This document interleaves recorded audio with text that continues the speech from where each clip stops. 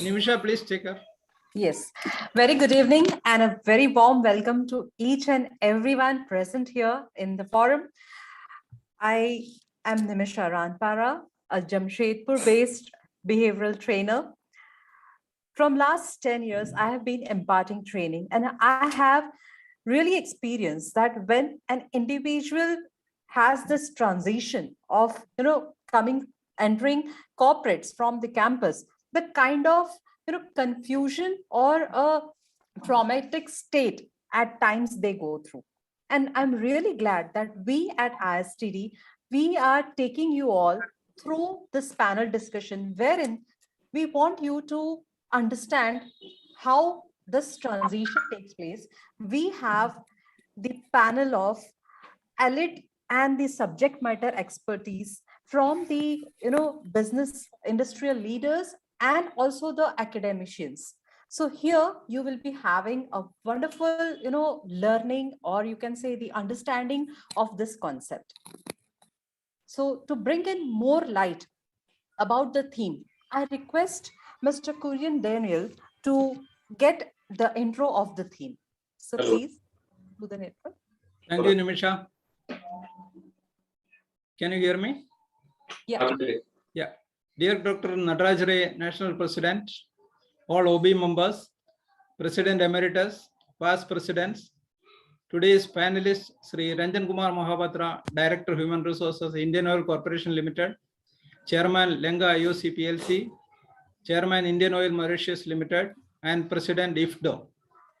Sri Hari Govind Tilak, Senior HR Director, LM Wind Power India at GE in Renewable Energy. Dr. Mehulji Thakkar, presently serving as Associate Professor in HRM and University Placement and Counseling Head at Navsari Agriculture University and renowned international speaker. Professor Dr. Vinita Sahai, Director, IIM Bodh Gaya. Moderator Dr. Kiranmay Dutt, Head of HR, Western Digital India and Board Member United Way, Hyderabad for Impact Organization. Event Coordinator Ms. Nimisha Ranpara, HR Consultant, Member ISTD Jamshedpur Chapter. NC members, ISTD members, and all other participants. I will be repeating few statements made during panel discussion series 1 held on 22nd October 2021, series 2 held on 19th November 2021, and series 3 held on 17th December 2021 for the benefit of new participants. ISTD is revisiting our punchline, ISTD helping people to grow. ISTD is organizing various programs for the enrichment of the members and the society at large. All the programs are of relevant theme and useful for all generations. We have learned from experience that most of the students who passed with engineering or MBA are not getting placement because they are not compatible with industry or corporate requirements. Hence, ISTD has decided to help academic institutions and corporates by designing and implementing customized training capsules of 30 to 50 hours duration. For a detailed study of the situation, we are conducting a series of panel discussion started on 22nd October 2021, involving experts from management institutes, engineering colleges, and institutes to shoulder with ISTD. Gist of the discussion shall be finalized to enable us to design various capsules under campus to corporate. ISTD faculty will be facilitating the same during the MBA or engineering final year with no additional cost to students or institutions. We will encourage the beneficiary corporates to sponsor this course through their CSR funding. We shall involve the concerned corporates in designing customized capsule too. ISTD will offer certificates for all participants, and list of successful students shall be forwarded to sponsored corporates. Corporates will be benefited in getting trained candidates ready to be on board. Our discussion will be analyzed based on government's new education policy to arrive at a profound solution satisfying both academia and corporates as far as possible. Points evolved out of earlier panel discussion include status change from campus to corporate, needs orientation, seniors helping them by holding the ladder of their career, constructive interest of new joining, constant interaction with the new corners, considering training people as part of nation building, ability to see and accept different perceptions, organizations fighting for best talents, learning agility and digital mindset, colleges making students to understand the changes in the corporate world, ability to communicate well, profiling of students and helping them to learn according to their ability, maintaining accreditation and quality, focus on the missing link of school, college, more handholding by corporate to graduate schools, NEP insisting for parenting change makers, NEP ensure educating the last mile, etc. You may visit ISTD YouTube pages and listen to the recording. Let us discuss more on this theme, which is the need of the hour. Wishing you all an active participation. Jai Hind. That was really wonderful, sir. And you have briefed the concepts of ISTD in a wonderful format, very understandable. Thank you so much for enlightening us with those concepts. Now, as we move forward with this program, it really takes me through my college days when I had so many things in my mind to do as an ambition. But I always felt कि काश कोई mentor होता, काश कोई मुझे बताता कि कैसे आगे बढ़ना है और आगे क्या करना है, kind of thing. And now, when we are in this era, this pandemic has proved a boon at some point of time. Here, when we have this panel discussion, which is reachable to so many people, I wish 20 साल पहले भी ऐसा कुछ होता that we would have been the part of this kind of panel discussion, जिससे कि we would have been, got the inputs in regards to what we can do further, how we can enhance our skills and get into the corporates with more efficiency. Well, it's really good that this millennials, or you can say now we are privileged that with this concept of online sessions, panel discussions and all, we are able to get inputs with the industrial leaders, with the successful people. And for sure, today, the pool of panelists that we have today, my God, when I was going through everybody's profile, I was like, wow. And I got the privilege of introducing them. So let me take you all step by step in introducing this panelist. The first one, Sri Ranjan Kumar Mohapatra. Mr. Ranjan Kumar Mohapatra is the Director, Human Resource in Indian Oil. He's the Chairman of Lanka LOC and Chairman to Indian Oil Mauritius Limited. He's a firm believer in the power of possibilities. And this is where it really caught my attention. The power of possibilities. Wonderful it sounds, sir. Mr. Mohapatra is also the President and Board Member of International Federation Training and Development Organization.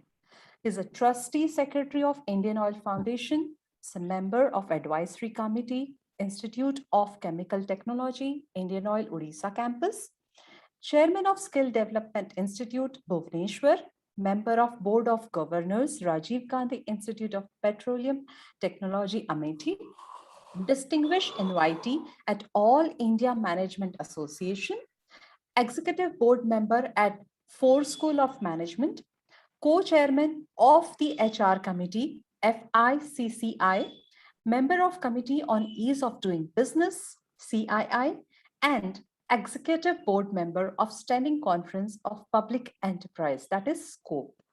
Under his leadership at CII, Odisha, swiftly, he organized relief materials and support aids for affected areas during devastating Cyclone Fani.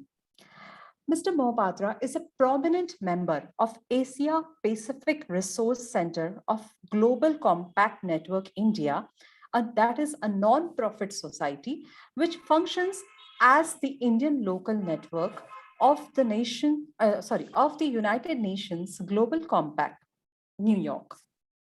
Mr. Mohapatra has also been conferred with the Doctor of Philosophy honorary by Manav Rachna Institute of International Research and Studies for his work and contribution in corporate leadership. It's really a privilege to have you on the panel discussion, sir. Welcome.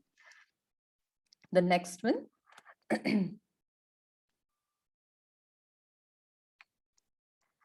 Professor Dr. Vinita Sahai. I really feel proud to introduce her because she is the second woman in the country appointed by Government of India to head IIM Bodh Gaya, which she joined as founder director.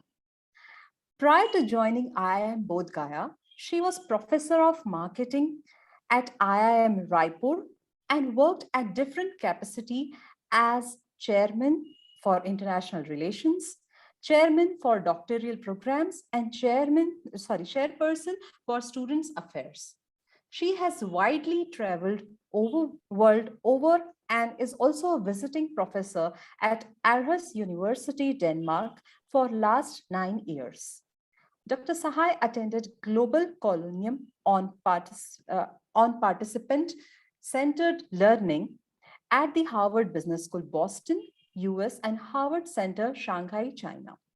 She also participated in developing leadership, governance, and management in higher education program conducted by Leadership Foundation for Higher Education and UKIERI in Birmingham, UK. She is member of Board of Management Studies, AICTE, and also chairperson in several committees constituted by UGC. With about 26 years of experience, she has published and presented a large number of research papers in international, national journals, conferences, and book chapters as well. She has organized 3 large international conferences and edited 5 books. That's so awesome.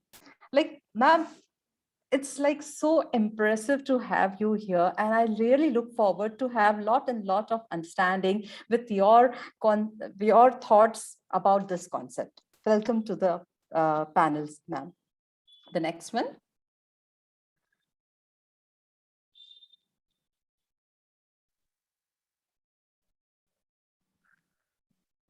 Dr. Mehul G. Thakkar. Mr. Thakkar is associate professor in HRM and university placement and counseling head at Navsari Agriculture University in Gujarat, Navsari. He has 12 gold medals, 12 state, 21 national, and 12 international awards, which he has won as a trainer, academician, researcher, and counselor. That's so wonderful achievement, sir. Served as the keynote speaker, lead speaker, resource person in international, national, and state level conferences. He conducted 1,100 plus training programs and sessions. He trained and inspired more than 5 lakh people. He contributed to 550 plus organizations. And I'm sure the data has been increased till now. Widely known for his innovative approaches to teaching and training, he is a recognized accredited management teacher in HRM with focus on training and development, behavioral science, and life skills by the AIMA New Delhi. He is also certified management teacher from the prestigious Asian School of Business Management, Bhubaneswar, Odisha. Being a vicarious researcher with 95 plus research publications at the national and international level, he has won the Best Research Paper Award 10 times, 7 times at the international level, and thrice at the national level. Based on benchmark quality of doctoral research, PhD in HRD, he was also configured the most coveted and prestigious Best PhD Thesis Jury Commendation Award at the national level. He is also serving as the International Advisory Board member of the most trusted journal indexing and citation analysis database, SCOPE, and as the editorial board member and reviewer of 7 prestigious international journals. It's really wonderful to have you as a panelist today, sir. Welcome to the program. The next one. Here we have Mr. Hari Govinda Tilak from GE. He is passionate HR professional with more than 25 years of industry experience and has assumed various roles in HR with increasing leadership responsibilities covering manufacturing, IT, and engineering organizations. After completing his post-graduation in social work, he started as management trainee in HR in 1994 with Tractors and Farm Equipment Limited. Subsequently, he moved to Malras Siemens, EID Perry, and Hexaware Technologies in different roles in HR and currently with General Electric Bangalore from July 2017 as a Senior HR Director, LM Wind, India, which is a part of GE Renewable Businesses.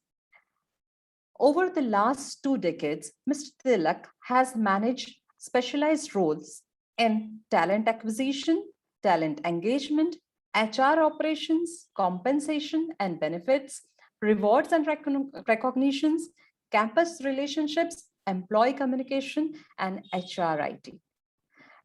For sure, we are going to have a lot of learning from you as well, sir. Welcome to the program. Next one, please.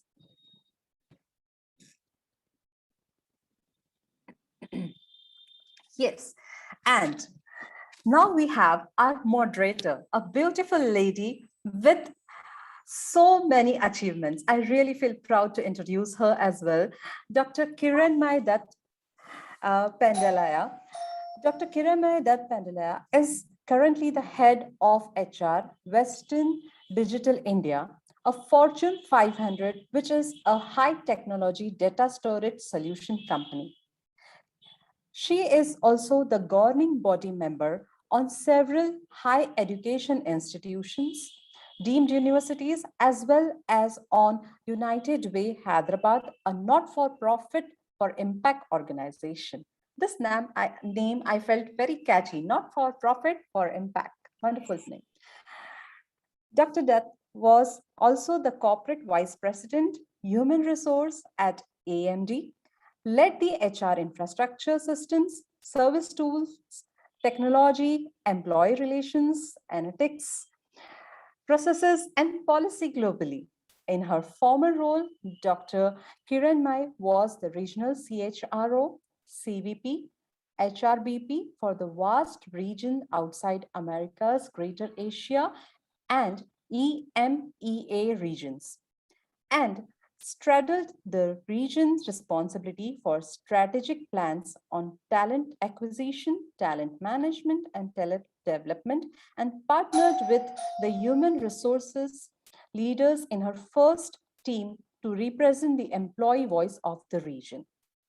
She has good knowledge of employment laws across the countries in EMEA region, APG region, and Greater China region, given her HR executive role covering the regions outside the Americas.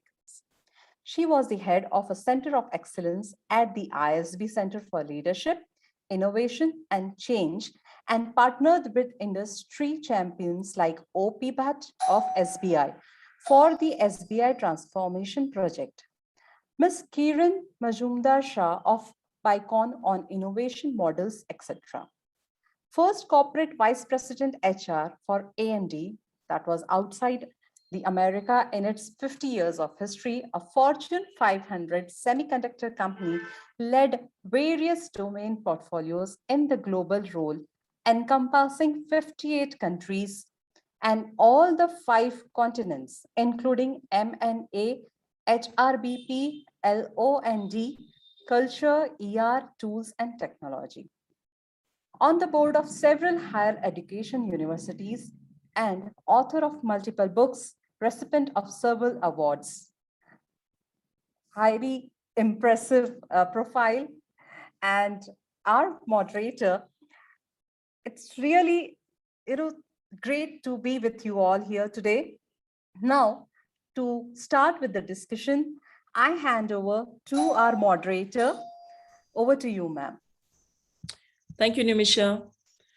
Good evening, everyone. I know ISTDians across the country and Dr. Nataraj Ray, the National President, and Dr. Kurian Daniel, the National Vice President. Thank you for organizing this series where we continue to dialogue and understand how do we bring in these bubbling, energetic millennials into the workforce from the academic institutions into the corporates. Now, once we're talking the campus to corporate, I know every organization devises its own mechanisms, its own practices on how they go about it. But there is something which binds it all together. And typically, whatever is the name that particular program of an organization or a corporate has, you always look at a three-dimensional angle. So when we talk about a three-dimensional angle, I'm sure all of us, especially the ISTDians, you have a lot of knowledge when it comes to learning and development, because that's what binds us all together at ISTD. Majority of your HR professionals and practitioners of the craft, or your professors teaching in different universities or colleges. And we also have various practicing professionals, like some of us on the panel today. Now, we hear the buzzword constantly about when we want to take somebody into the corporate or any organization from an employment perspective. One of the key pieces we look at is the educational profile, especially someone who has 0 to 1 years of experience or 0 to 2 years of experience, very little experience from a work experience, but has educational qualifications and exposure. When you start looking at those profiles, we always look at the IQ, the intellectual quotient. How did they score? Where are they? And then from the IQ, we start looking at another key aspect, which today or these days, in the last half a decade or more, you hear it more and more, the EQ, or the emotional quotient. And of course, the pandemic brought it to the fore much more. And then the third quotient I would add in is also, which I would say as a CQ. What is a CQ? The culture. Every organization has its own culture. We'll hear very soon from one of the large Navratnas, as I would say, and a phenomenal leader we have on the panel.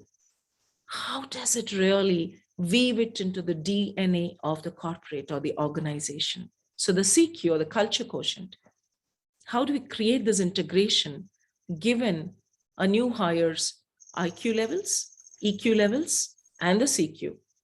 Of course, if there's a mathematician in there and you want to create a formula, you say, okay, IQ, how much is the weightage we give? EQ, what's the weightage? I would say it should be energy balanced. You cannot have more IQ. Certain situations would demand more IQ. Certain situations would demand more of EQ. But they're always encompassed in the culture, the context. If we fail to understand the cultural context or the ethos of an organization, then obviously the actions, the behaviors, and everything that individual essays is going to be falling flat. Similarly, for any one of us to continue to lead a happy life, a joyful life, I think it's our spirit which is the most important, which means we're referring to what is referred to as the SQ, or the spiritual quotient. So as we bring in the fourth quotient of spiritual quotient, and how do all these interact? Depending on how these 4 Qs interact, it leads us to the most important quotient for all of us, which keeps us smiling. That, as you all know, is the happiness quotient. Today, companies started tracking happiness index. It's talking about mood indices.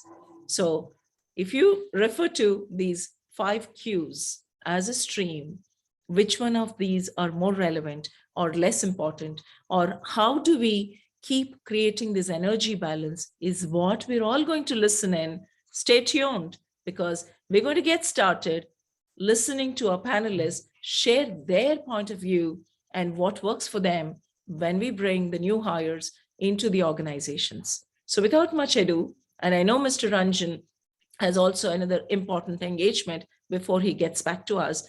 So Ranjan Mahapatraji, the first question I have is, what do you think are the three most critical skills when you look at behavioral aspect of a new hire joining IOCL or an industry you are representing, which would be relevant for the industry? Over to you, Ranjan. Thank you very much, Kiranmai. Thank you very much. And Dr. Nataraj Ray, Mr. Puri, and all other members from ISTD who are present today. First of all, thank you very much for giving this opportunity. I must say, you have really covered this 5 Qs so well. I think already the team must be feeling, all the people who are attending must be feeling exalted that yes, something more is coming definitely their way. I will try to deviate slightly. In fact, from my own experience, when I am seeing a few behavioral skills, what could be critical for somebody coming from a campus to corporate. What I have seen for me, what has worked is 3 A's, which I keep on saying everywhere. These 3 A's have really made it for me, and it can make it for everybody, both professionally as well as personally. So, this COVID time, I must say that it has become more pronounced. So what are those 3 A's?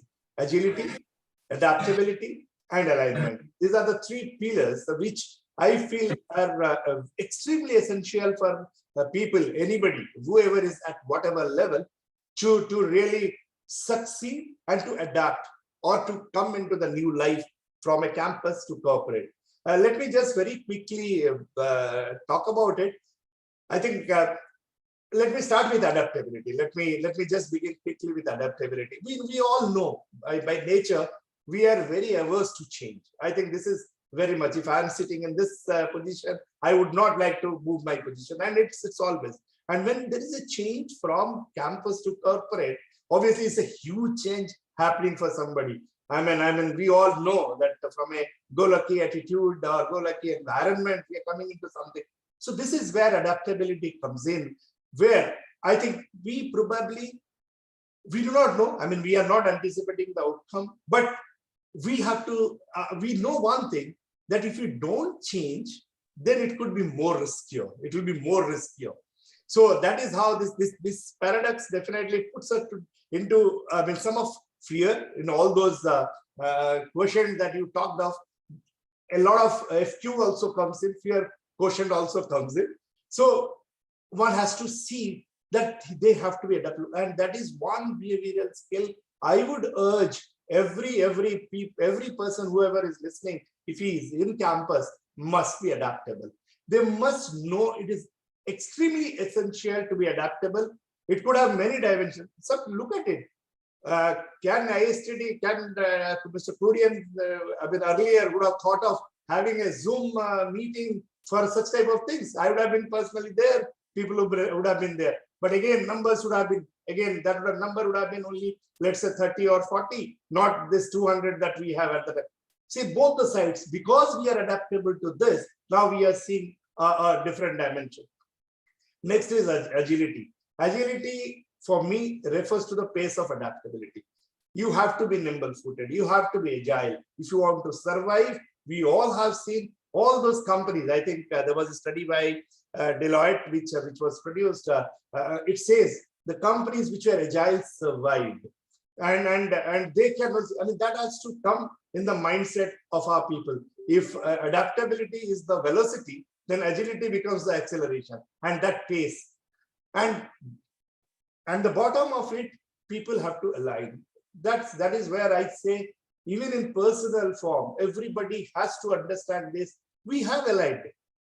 We must align to the personal purpose, my purpose. We must align to the purpose of the organization. We must align to the purpose of the nation as well, and overall purpose of the society.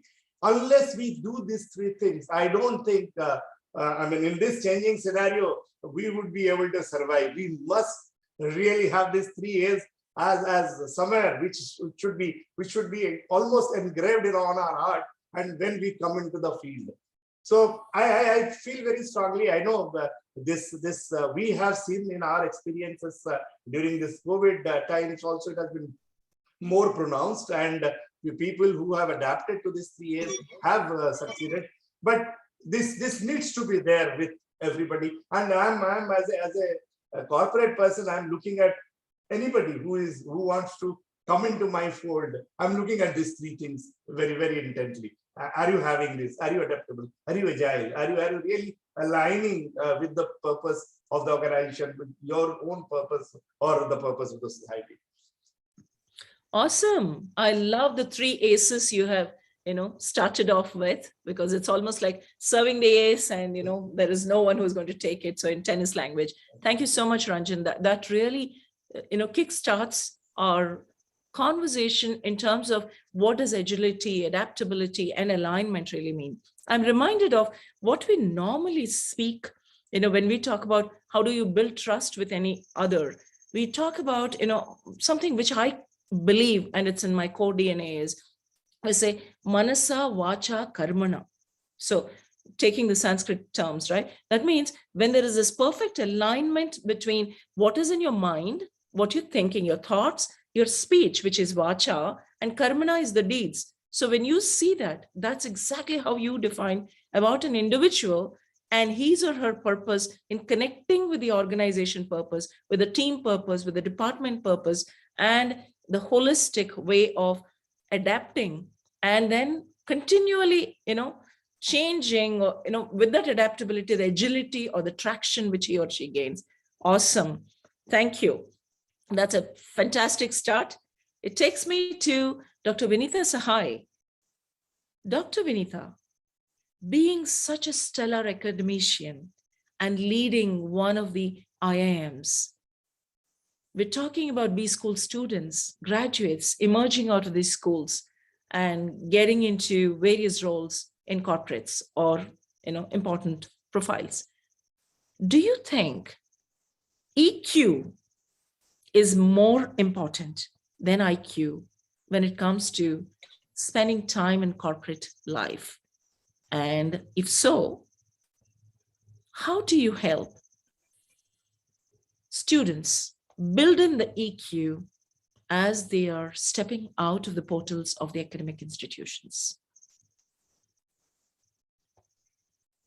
Dr. Vinitha. So, yeah, Mr. Ranjan started, and as you said, that he had served 3 aces. So let me try and take those 3 aces. He talked of agility, adaptability, and alignment. The 3 characteristics almost align to that we want to, and we are trying hard to build into our students, is something which I would now like to put it as 3 C's, wherein the first one would be collaboration, second one would be communication, and third one would be complex problem solving. Of course, we can deliberate on it, what I really mean by that.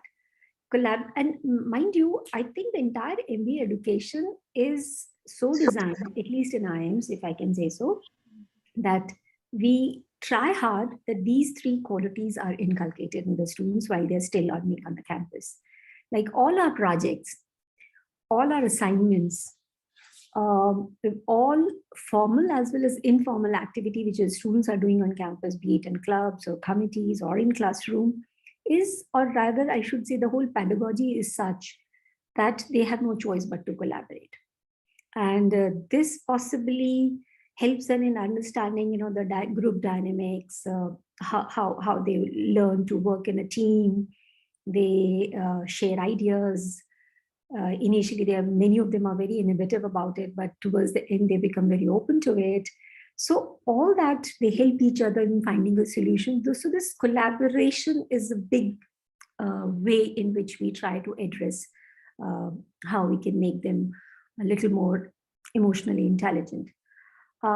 Second aspect, of course, is communication. Look across, I think all reports where they say that which are the most key qualities needed to be successful, not just as a professional, but even to be on a personal front, is communication.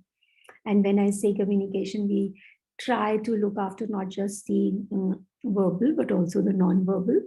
And of course, within the verbal, we try and stress both in the written and the spoken. So a lot of curriculum, a lot of pedagogy is involved around how do we help our students become better communicators.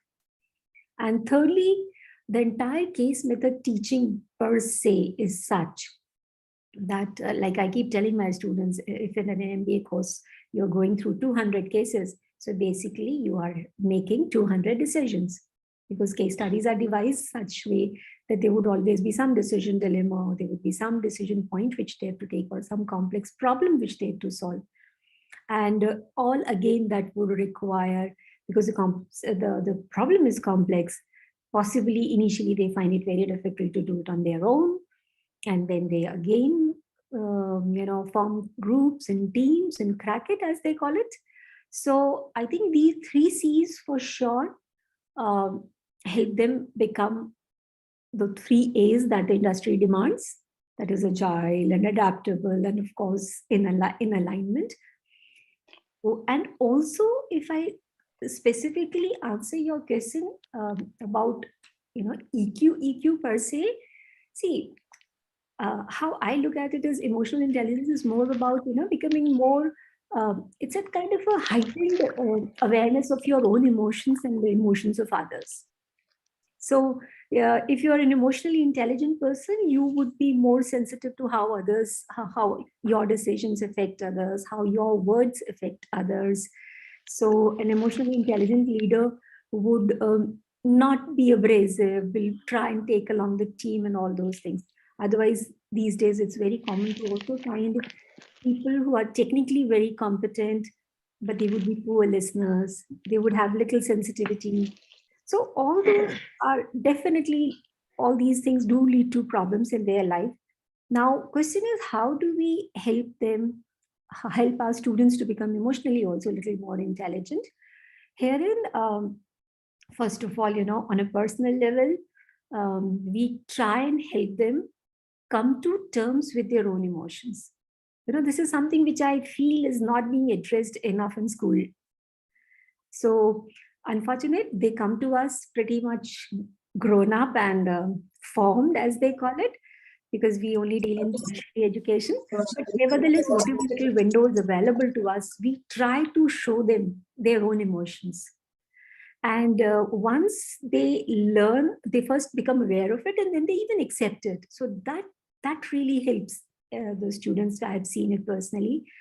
Then one more thing, which is we encourage through various ways, is very active listening.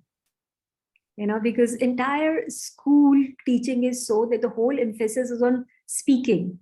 School, like even if it was a very young kid, we say, baby, go and sing a poem, recite something. It's always on speaking. The more you speak, the more you knowledge. So here we first time tell them that, okay, please listen. So some active listening is taught to them, if I can use the word. Then there's another thing which we do with them is perspective building, which case studies also help us in big time. We give them alternative scenarios, because there are no fixed answers. Because if they are fixed, then agility doesn't happen, no? So this whole perspective building also is another way in which we try to make our students more emotionally intelligent. And specifically, if you're asking about my school, very early in 2018, we chose the value mindfulness.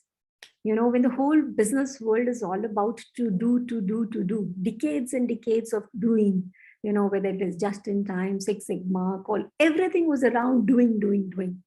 We tried and we are trying to change the conversation, at least in IIMS. We're talking about to be.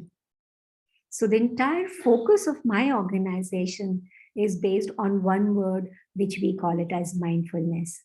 So Awesome. Mindfulness is another way they feel we can help our students to become much more emotionally intelligent. Awesome. Awesome, Dr. Vinita. I think you've also given us beautiful illustrative examples of how you weave in that emotional intelligence into students. You talked about the case study, you talked about the scenario building, you talked about the options, and most importantly, you brought in the 3 C's, right? Because you said these are the 3 C's which will help them really demonstrate the 3 A's which Ranjan talked about. So really beautiful. Thank you so much. That brings me to the next question. And our panelist is not Dr. Tilak.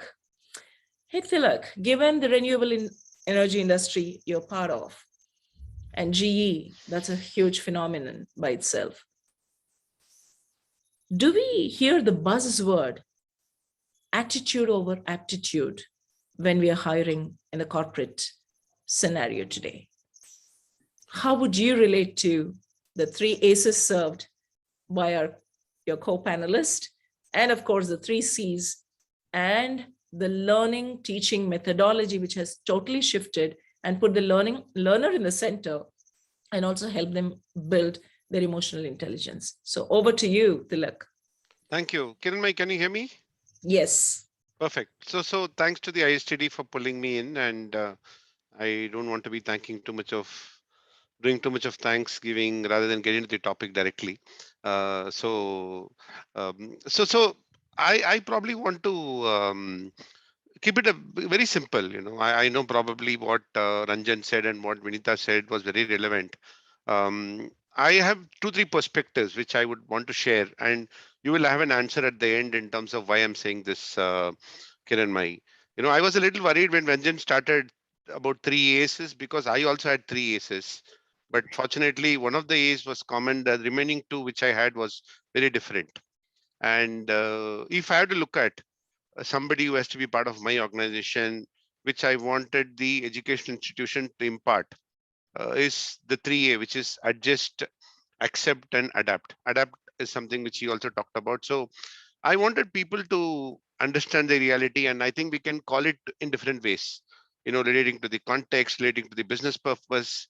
And I think that is the biggest requirement, today in the current scheme of things, especially in terms of the change which we are going through, in terms of pandemic or in terms of other challenges.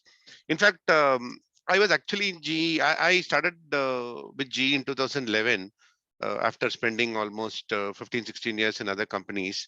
And in 2017, when I moved from GE to Element Power, which was a company acquired by GE, I walked into the Element Power India team as the first GE employee, and there were a lot of raised eyebrows, what this guy is going to come and all that. And the only message which I had for the team at that point of time, which is also becoming very relevant, is I used to say it very lightly. If you spell the word change, change ends with G. So I used to tell that there is no change without G, and though there is no G without change. I think today I can extend it to the bigger organization era which we are part of today. I think today everything is changing. Nobody would have thought that we could work from home for 2 continuous years, except the core production team. Today almost everybody is working from home, and I think this is another mindset in terms of how relevant it is for people to accept, adjust, and adapt to the change, which is becoming a way of life. That'll be my expectation.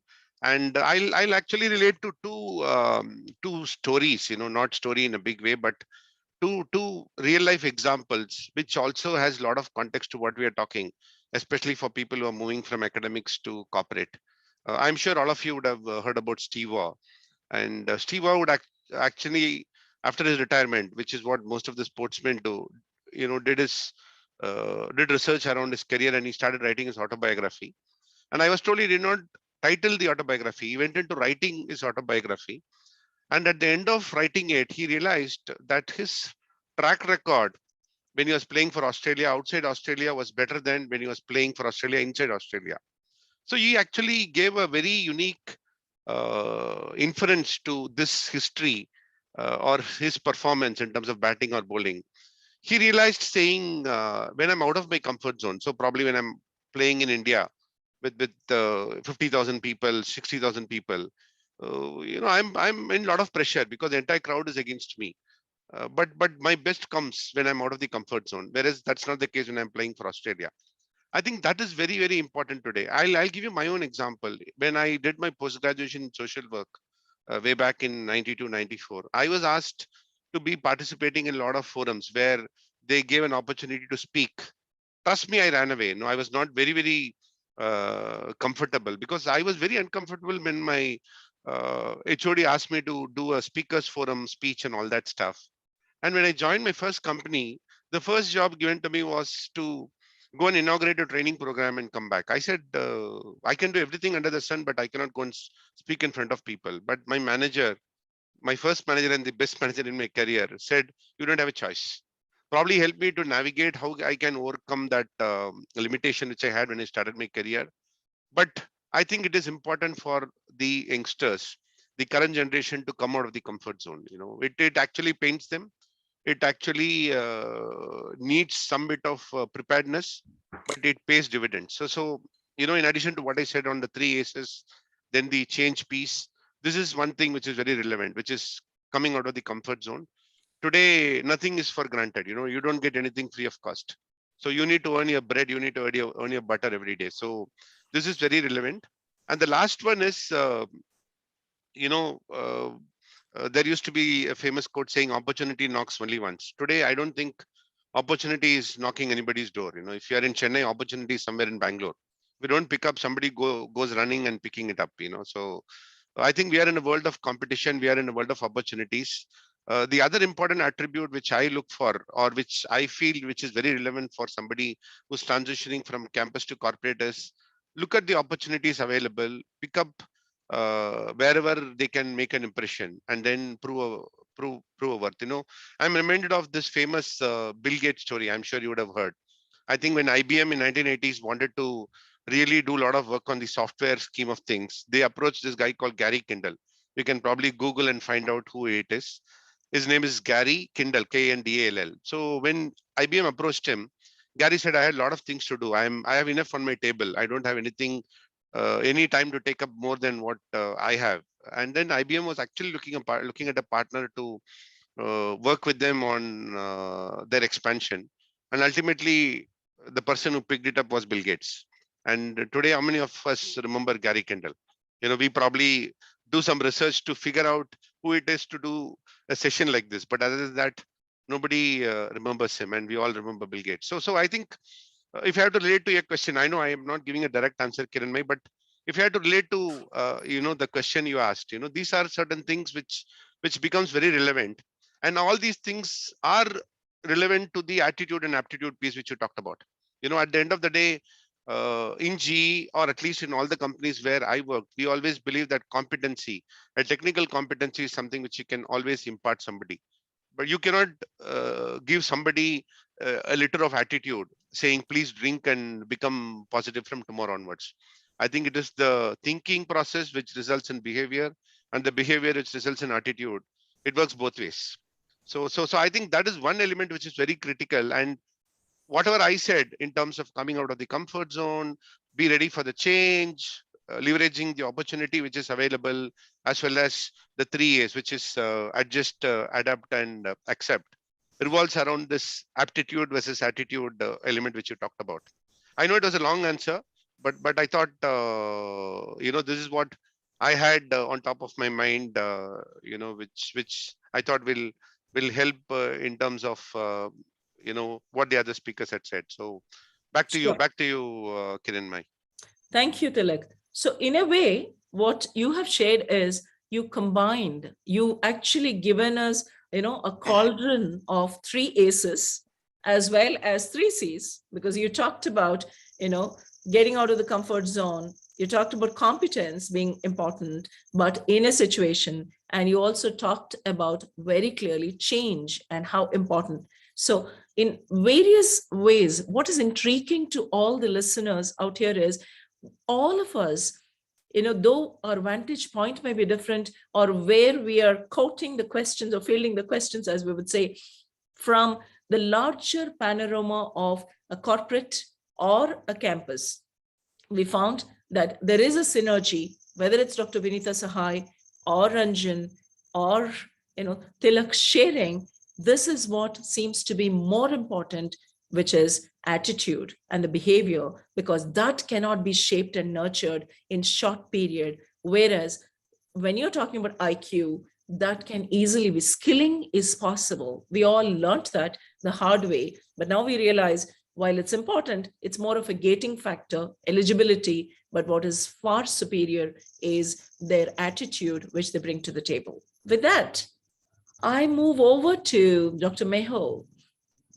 Given all your accolades and achievements and the research you've done in HRD, how vital do you think are interpersonal skills to build them when students are on campus? Because we just heard from Dr. Vinita, we heard from others, how attitude seems to be the most important piece. So for all the students who are listening in, as well as several ISTD professionals, over to you. Thank you so much, ma'am. Feeling that probably Dilip Kumar, Shah Rukh Khan and Abhay Deol has played the Devdas, and now probably Tushar Kapoor is trying in their shoes. But still, being the youngest in terms of age, experience and maturity compared to the veteran panelist, I would say that interpersonal skills is one of the essential prerequisites that these youth should develop, because when they are into the campus of academic institutes, it is under protected and pampered environment. They have their known ones, whether they are friends or teachers. But when they really step out to the corporate world, today workplaces are more or less cosmopolitan in nature. You can have enough diversity at the workplace. And corporates really look out to feel the essence of India, that is unity in diversity. So unless and until these people have interpersonal skills, they cannot gel well with their colleagues at the workplace. Individually, they might be brilliant, but unless and until they are able to harness their competencies with each other, they would be useless for the corporates in today's times. Because corporates increasingly expect them to work as a part of team committees and task forces, wherein interpersonal skills will definitely help them out to understand each other's emotions. As Vinita ma'am rightly pointed out, that they should have not sympathy, but they should move from sympathy to empathy, looking at the situation from others' angle. Because getting selected in a campus interview is a different thing, and then staying at the corporate and growing in that position requires a lot of interpersonal skills, because you need to build rapport, you need to build healthy and cordial relations at the workplace also. That's why today's corporate typically look out for people, they do not look out for candidates who they do not emphasize on personality role fit, they emphasize on personality culture fit. So they really look out for candidates who can fit into not a specific role like a pigeonhole, but who can fit out into the entire culture of the particular organization. So interpersonal skills, and there are different ways and means through which academic institutions try a lot to inculcate and develop these skills among their students. Even the statutory bodies like UGC, AICT, ICR, and several other statutory bodies keep on insisting on avoiding inbreeding in terms of even intake of students as well as intake of faculties also. And I proudly state that our Navsari Agricultural University, we have 25% students from different states of India. We have diverse group of students, and even more than 70% of our faculties are non-Gujarati people. So these can definitely help them to understand, because ultimately it's walk the talk and talk the walk. If they see their faculties from different culture with different backgrounds gelling well with each other, then definitely they will learn it firsthand that they are not only preaching us the importance of interpersonal skills, but even they are practicing the same. So without interpersonal skills, I personally feel that they may get selected in the campus interview, but they will not be able to have a long-term career, and that too, they would not be able to progress ahead in their career. Because maintaining cool, calm and composed situation all the time is possible only when you understand each other at the workplace. And in typical Bollywood style, if I say, you should avoid hum hai, baki sab pani kam hai. No, you should believe you are the best, but even rest can be the best. So with this, interpersonal skills definitely needs to be developed in the budding technocrats or budding managers, whosoever is becoming ready to face the corporate houses. Thank you so much. Thank you. Thank you, Dr. Mehul. You have again served a salvo, clearly talking about, how you integrate, and you brought in the Bollywood to make it very interesting to our listeners. Dr. Vinitha, this is a nice segue for me, what Dr. Mehul brought in terms of culture and alignment. So we talked about how IIM Bodh Gaya, you have been instrumental about bringing in mindfulness as one of the most important ways of looking at preparing the student or looking at life. Now, having said that, the case studies and various scenarios you offer to the students, we talk about different kinds of organizations. There's no one size fits all, as we say. Similarly, there is no one organization all these students are gearing to go. There is products, there is services, there is Indian, there is multinational, and there is a matrix, structures. So how do you help students really prepare their mindset mindfully to be geared for what we refer to as the culture of an organization they will be joining in? Because there are a plethora of cultures, I would say, enmeshed in there. It could be hierarchical, it could be egalitarian. So how do we prepare them? Very curious, Dr. Vinitha. See, two things to look at it. You talked about various types of culture prevailing in different kinds of organization, be it an Indian or a multinational or be it anything. See, what we in our school or as academicians we do is we equip our students with the basic tools, right? Like as I said, that there is enough in the curriculum to give them the IQ or analytical skills or domain related skills. And yes, more mindfully, we have started working on the interpersonal aspects, emotional resilience kind of an aspect. But having said it, what I would, as an academician, also tell to these ISTD people or HR community at large, that see, culture is something which is very specific to you. So be very, very conscious in terms of your own hiring, because we get a whole lot of students and you all are experienced enough to gauge, even during their personal interviews, what is the kind of values, beliefs that a particular student is carrying. And there at that point of time, yes, you can be a little more careful.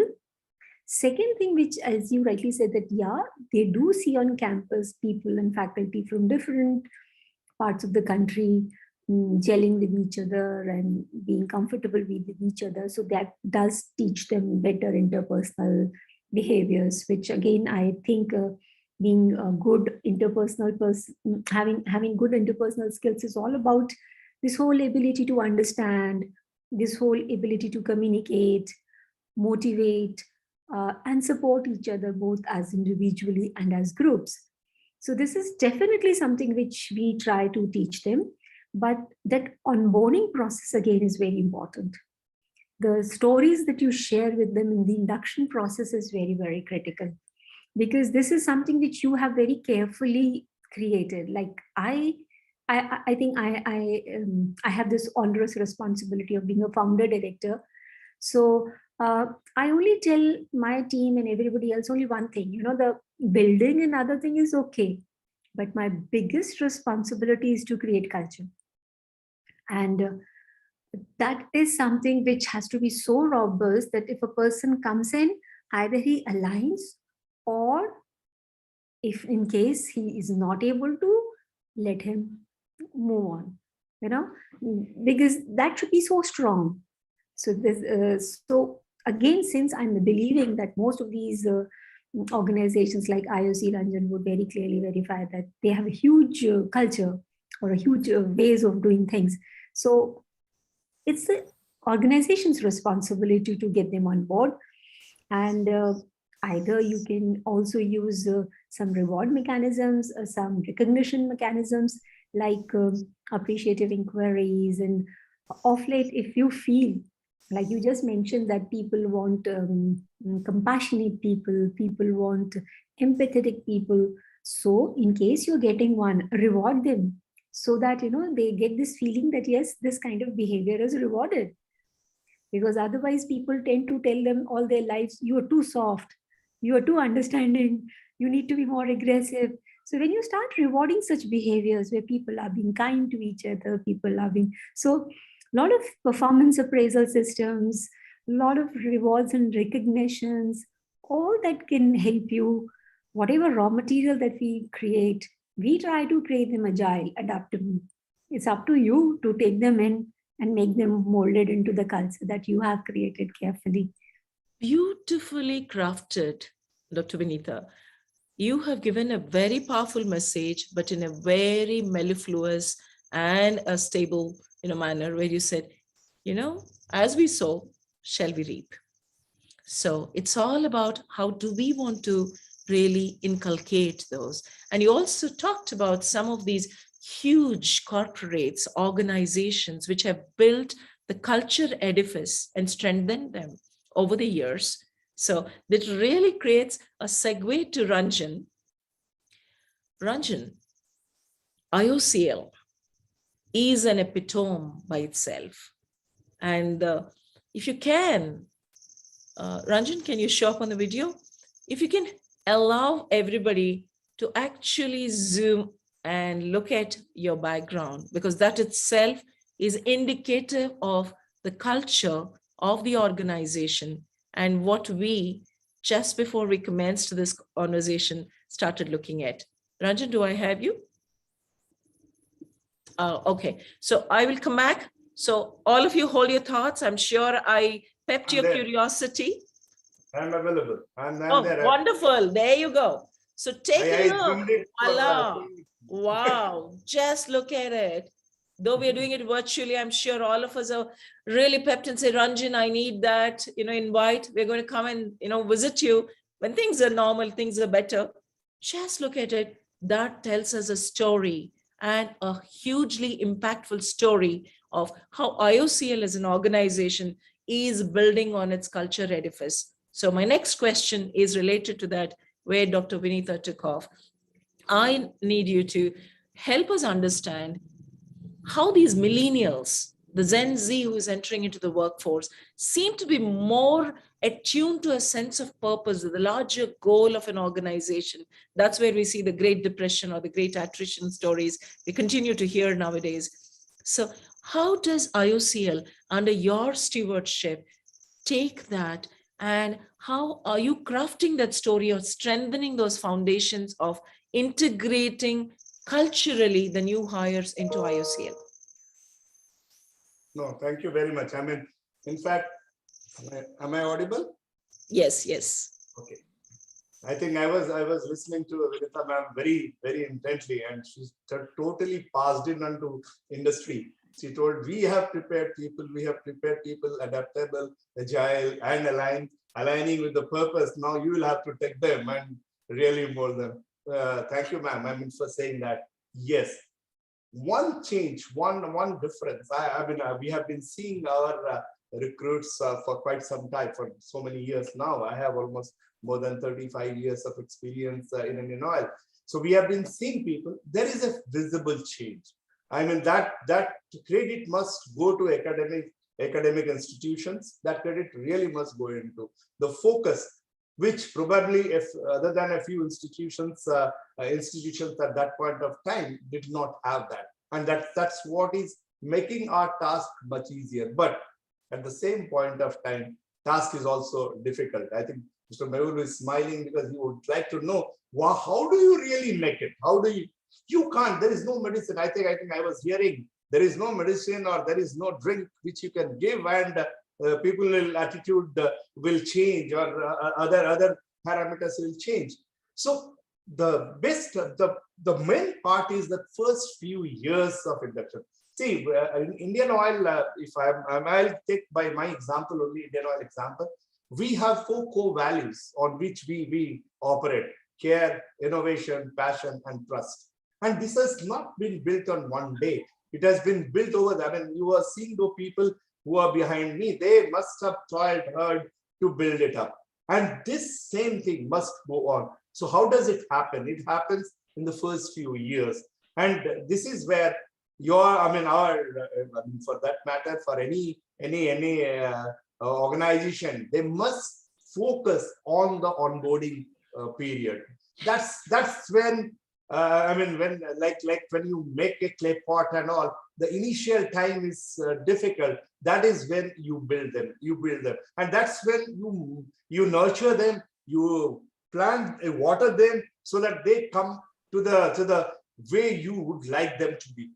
Again, the new millennials and the new entrants that we are having, I'm only seeing that another very, very beautiful part, which I mean, all credit to the new, the millennials, Zennials, all those people who are coming in. The best part is they have a mind of their own. That's something which every organization need to harness on. You cannot enforce something. You cannot force something on anybody right now. I mean, that's where we have been trying. We have been giving enabling environment. I'll just give you, stop with one example, the enabling environment that you give. See, people, Indian Oil is a big organization. We have refining, we have marketing, we have pipelines, we have research and development, So a person who joins in may not get chance to see everything, and would rather he or she would be very keen to know about it. We embarked upon and plus they should have also the technical competence. So with that, we embarked on a very ambitious program of giving e-learning to our people. Swadhyay, we are calling it Swadhyay, self-learning tool. We started it. We started on 1st September 2019. And we started with 500 modules. And yes, it was going on. Comes this pandemic, people are at home. Suddenly everybody realized that this is such a tool which is available to us. Can you imagine that currently 1.5 million modules have been completed by our people? I mean, that's something incredible. And when we are comparing even with the best of the best in the world, nowhere we have such huge numbers which has been done. And that's what has been enabled. So what we do when we meet the youngsters, when I personally love to interact with the youngsters, I try to meet them as often as I can. Of course, pandemic has not made it possible now physically, but whenever they're very eager now.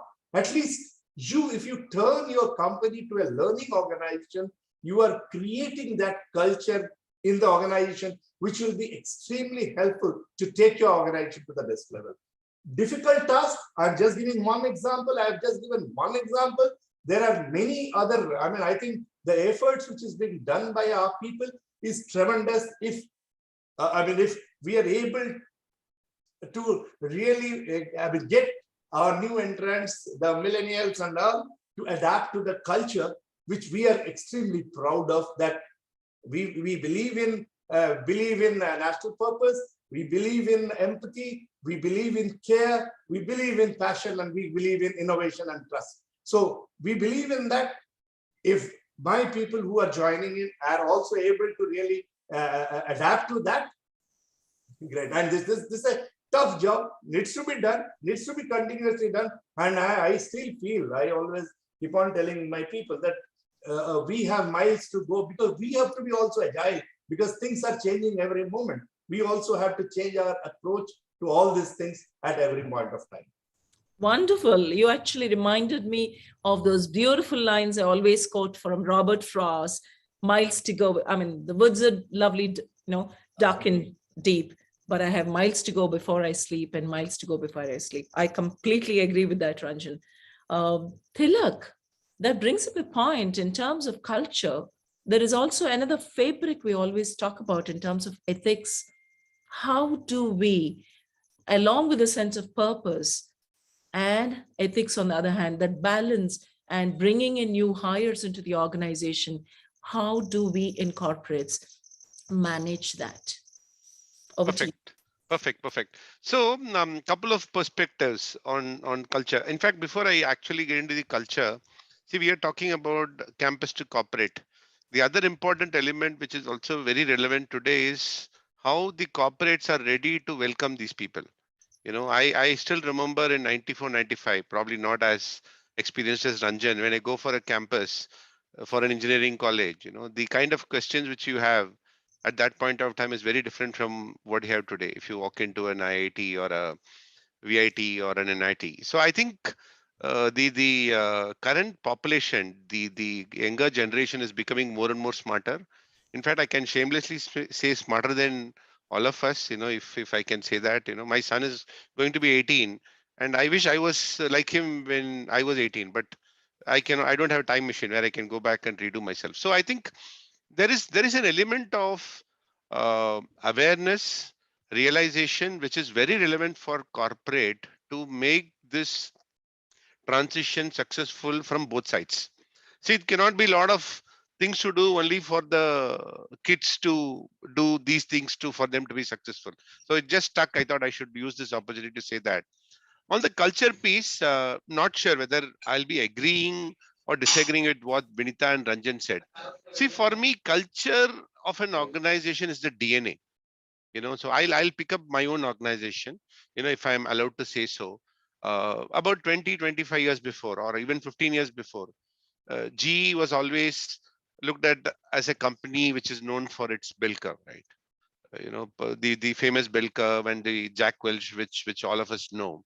And in 2012, I still remember, that's the time the organization took a conscious decision to say that I want to rebrand, we want to rebrand G as an organization. And trust me, in 2014, G was the first company, or probably one of the very few companies who had actually gone live with the performance management system, which did not have a rating.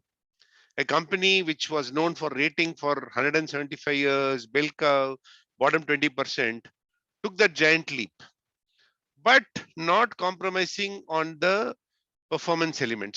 So what I'm trying to say is there is a DNA, the DNA of the organization, which always remains static. And the so-called cultural element is always something which is very dynamic. Because for me, ultimately, the people who are part of my organization actually carry the culture. They carry the torch of this magic word called culture, and they determine what culture means. That's why I said with the disclaimer, with a lot of being very humble, that I don't know whether I'm disagreeing with Ranjan or with Vinita, but I feel it has to be a combination of both. While you retain the core values, ethics of your organization's evolution, but also ensure that you are very dynamic, so that you keep in pace in what is relevant to the current scheme of things. We all know about Nokia.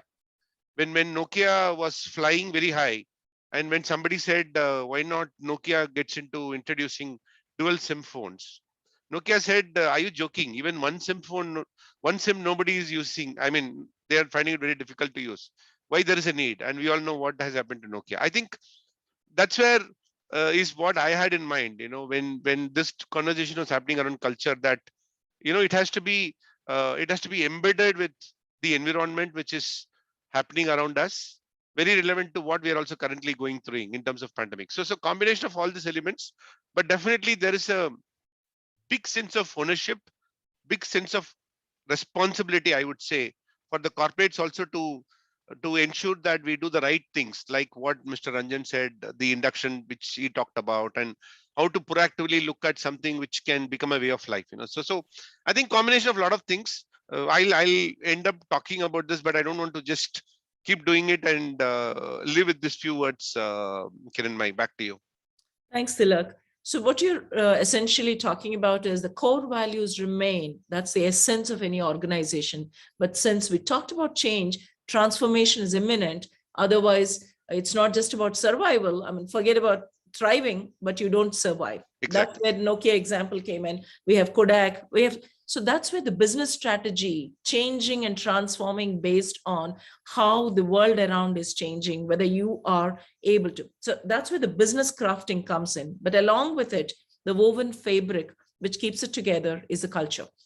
So in that cultural fabric, you did agree with what Dr. Vinitha and Ranjan have talked about in terms of the legacy, the core values, which is a continuum. It gets strengthened and solidified by each generation.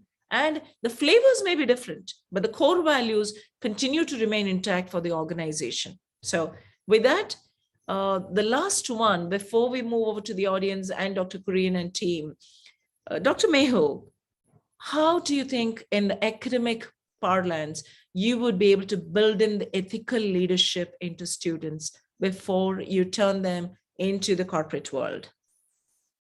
Thank you so much, ma'am. Definitely, ethics is the need of the hour. We have been listening to this since times immemorial, but it has become more pertinent in this nail-biting competitive era and highly materialistic world. Particularly, if I talk about my university setup, our students go to serve the farming community, the fathers of the nation. Most of them are marginal farmers. They may not be well educated enough. And there is n number of chances that if they behave unethically, a lot of harm will happen to the agriculture scenario itself.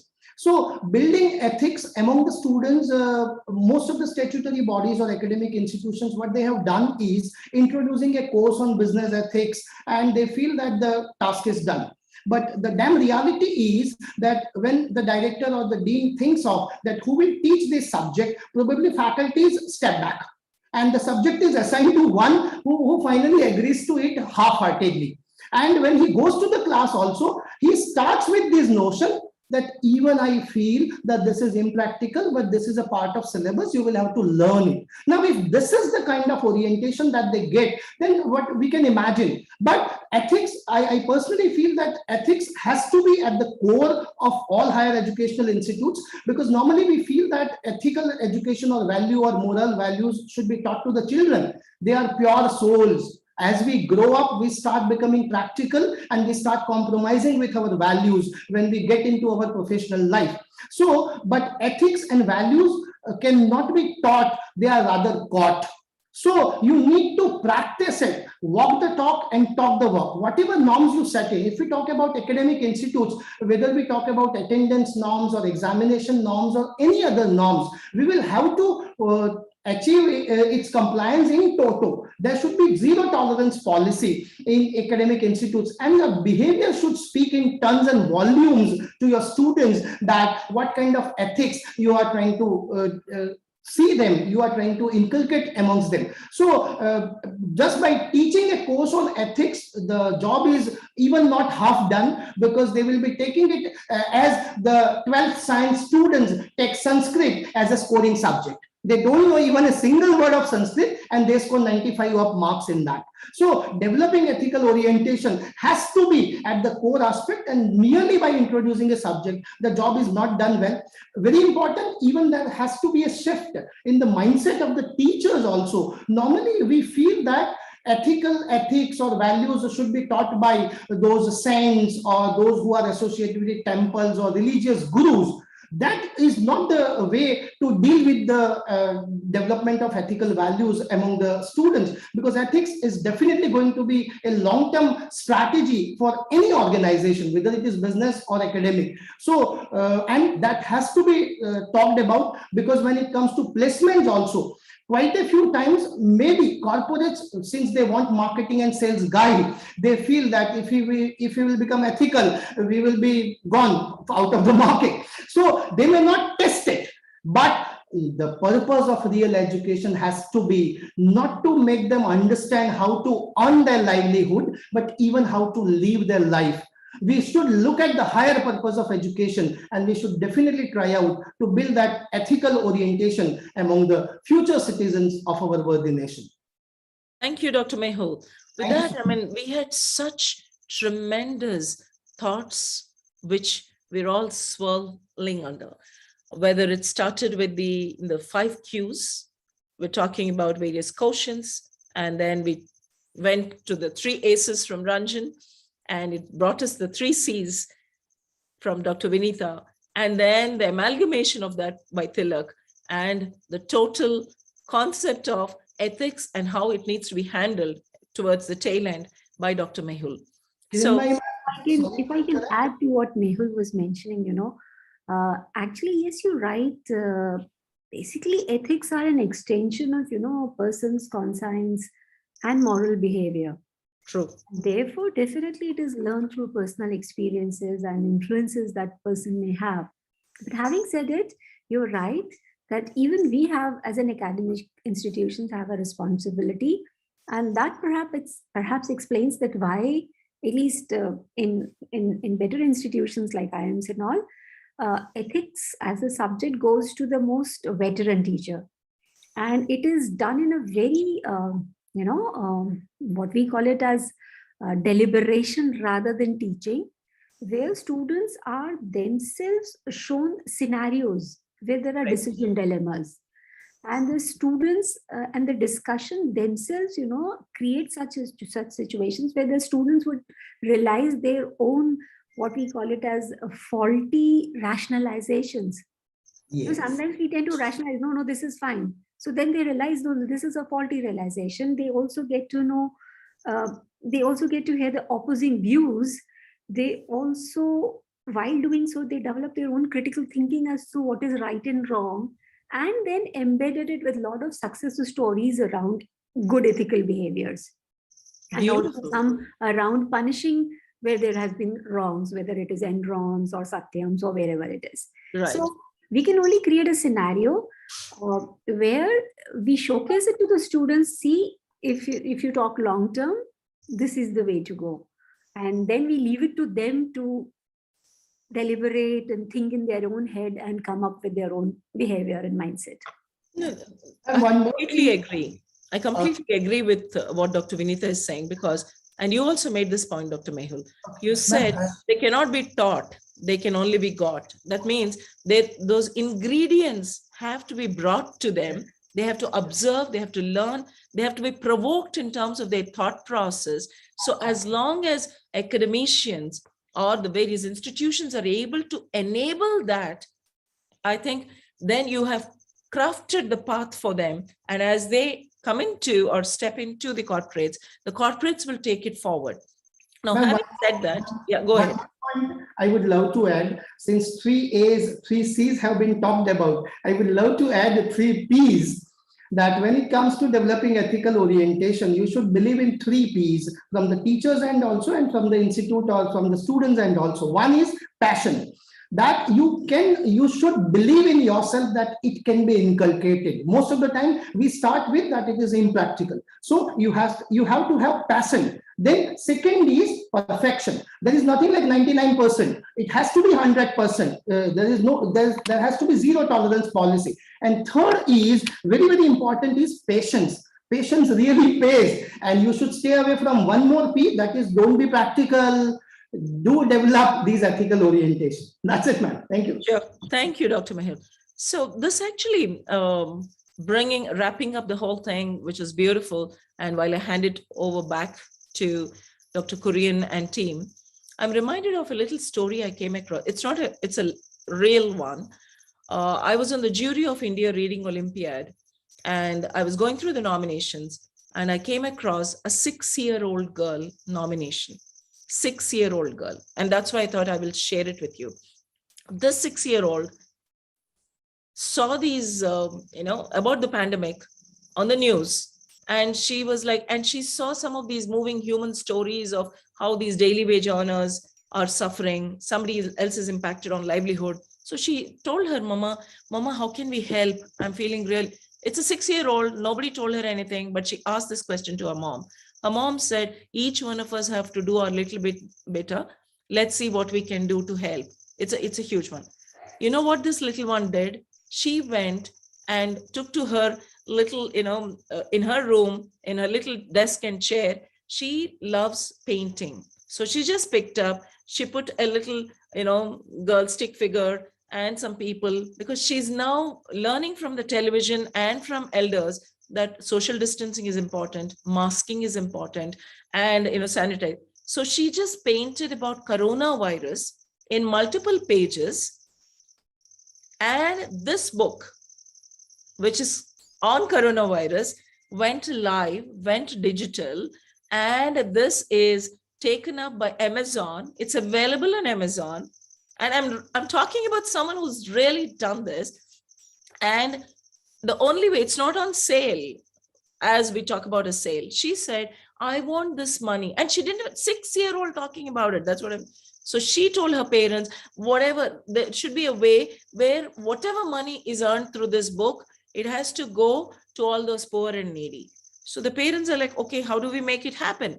So it's a girl who nudged and really moved the parents to think of a solution because she wants to really fulfill a felt need in the society. And then the parents reached out to certain NGOs. So UNICEF and Akshay Patra came forward. So they said, any download, there is no pricing, whatever a person can afford. So they will just contribute to, either of the NGOs of their choice, whatever is the amount they think is worth it. And they download that picture book for free as an education on coronavirus. The reason I thought I'll share this is we're talking on purpose. We're talking about millennials. We're talking about Gen Z.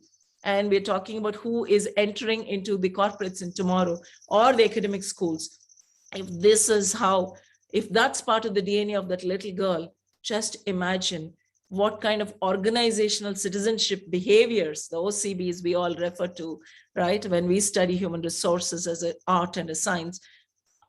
I mean, we just have to help them strengthen those rather than continually, like a schoolmaster or someone in the old school. We don't have to do any of those control behaviors. So, and then what is interesting further is I was so inspired when I read this. I said, I want to meet this young little girl. I want her to come and talk to my employees at Western Digital. We are all into creativity and innovation, and we're all in this big, fat MNC culture. And they always complain and crib that something else is not there despite the pay packages. I said, they need to really listen what a sense of purpose means, how to find a creative solution. And when I reached out, I got another googly. What was it? I spoke to the father and I was astounded to find the father is a celebrity by himself. The father is the first Asian, the youngest Asian to win Green Oscar. So he is working on the environmental cinematography, wildlife for several years, he and his family, and he's a photographer of repute, multiple awards. And that's where, again, it reinforced my belief. It's the DNA, it's the values which stem from the family, from the ecosystem, from everyone around us, and how it continues to grow. So with that, Dr. Kurian and team, over to you. Over to Nimisha to handle Q&A session. Yes. And well, that was an awesome learning from all the panelists and for sure from our moderator as well. And so wonderfully you concluded, ma'am, with this story. And that's so enlightening for all of us. And the panelists, the way they, shared the requirements for what it takes from campus to corporate by just the simple method of putting it in different alphabets, 3 A's, 3 P's, and 3 C's and all.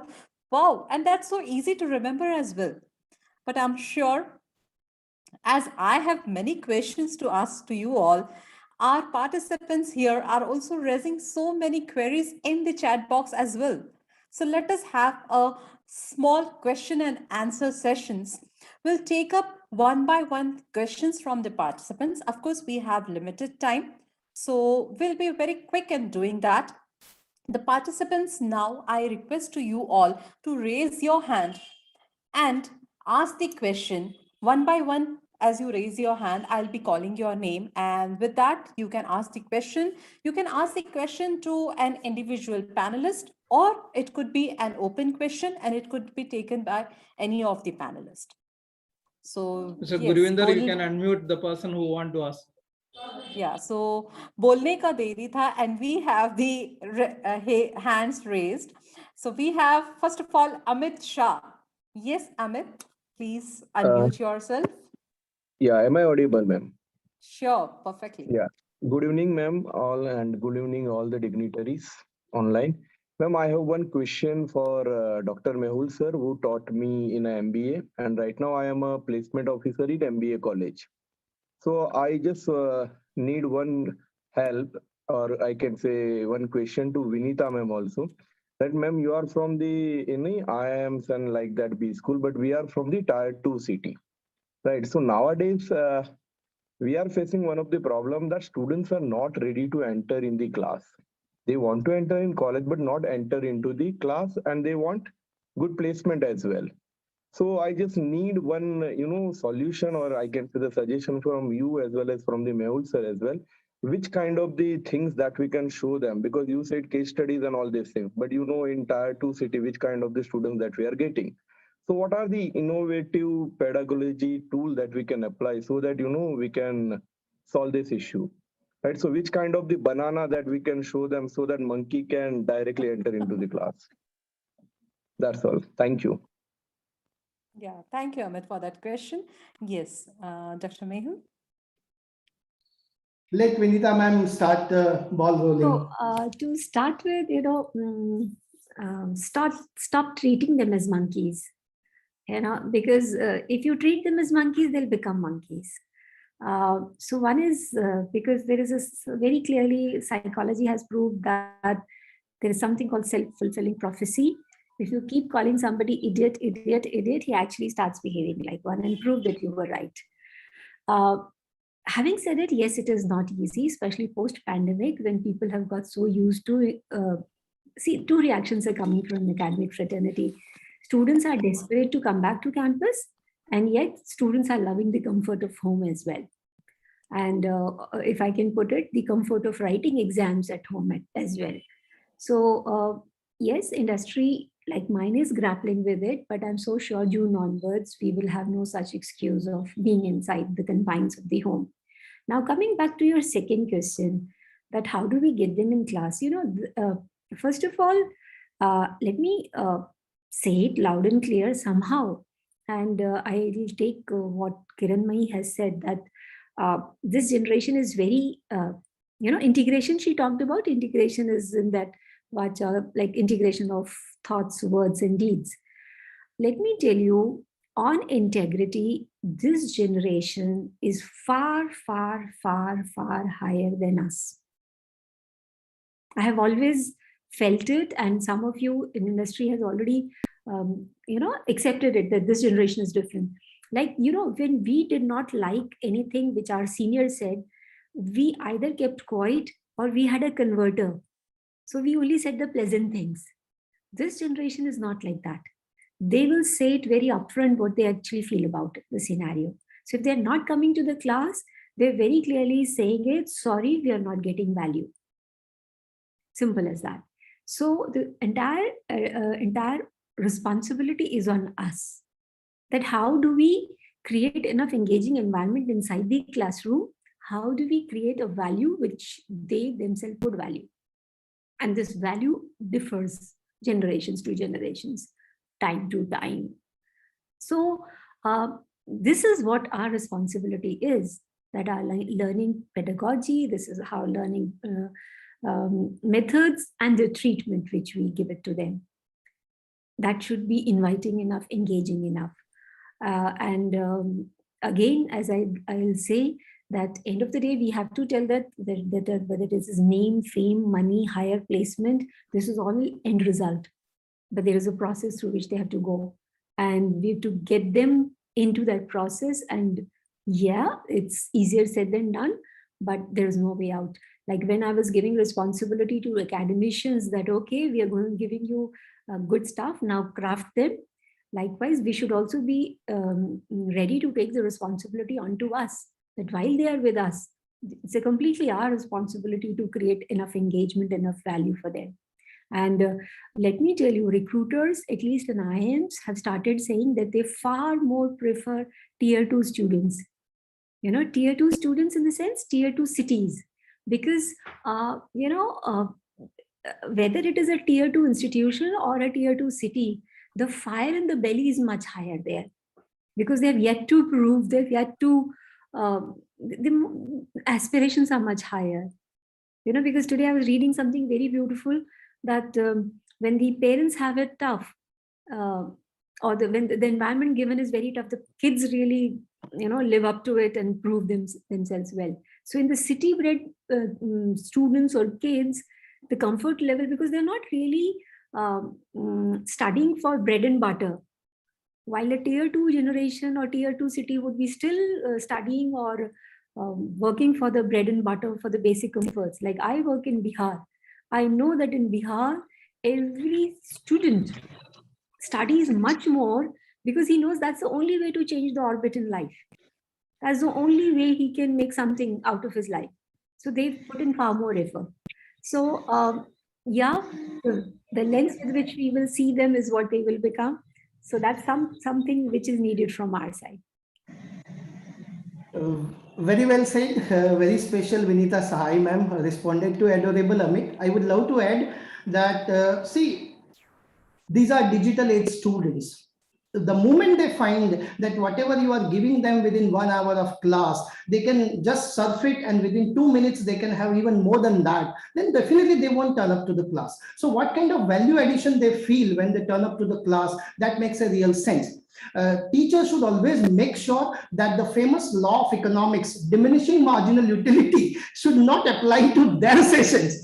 They should have enough surprises. They should not become routine. They should realize the different learner styles and they should integrate those things in developing adaptive teaching methodologies also. And otherwise, what happens normally that the students have paid very hefty fees to enroll for a particular program. Why they won't turn up? The moment they feel that it is better to spend their time on net and get something ready-made, they won't turn up to the class. So it's basically the teachers can create that conducive, positive climate which pulls them. It is not the push strategy, it has to be pull strategy to bring them into the classes. That's it. Thank you so much.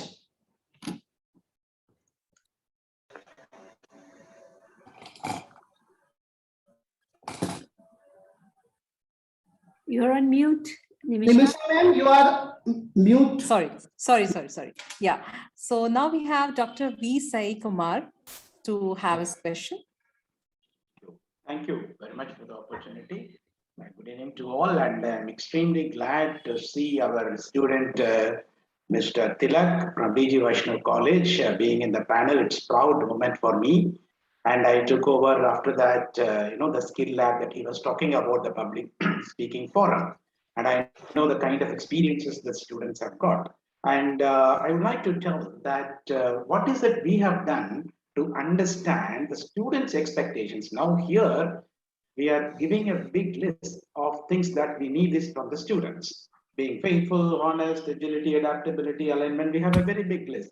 But what is that we can understand that what they want from the industry, especially during the first year of their employment, which is a very crucial period. Many students, they resign, disliking the manager, disliking the supervisor, disliking the company.